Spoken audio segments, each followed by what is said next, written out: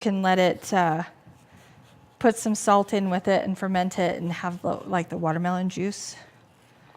So I'm gonna actually just cut this and put it into my bowl. So I wanna leave my rind kind of like this. Okay. So it just has a little bit of red on it. You don't have to have a lot, but yummy. So let's just cut through it. And you know, this is a really good treat to give your kids or your grandkids. Like my grandson is pretty much willing, he's 3, that comes and has a Nana day at my house.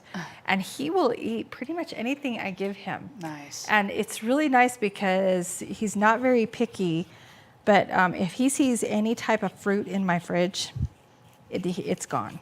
She's like, Nana, that's mine. It's like, oh, okay. But he does get suckers once in a while. So, you know, us Nanas, we need to spoil our little grandkids. And I just have, you know, grandsons. So I have 7 brothers, and then I got 4 grandsons. And then I have a grandson and 3 step-granddaughters. So, you know, I do have granddaughters, but they're in Florida. So I don't get to see girls very often. So we're going to just set this aside. Okay. And then what we're going to do is let me grab my little knife.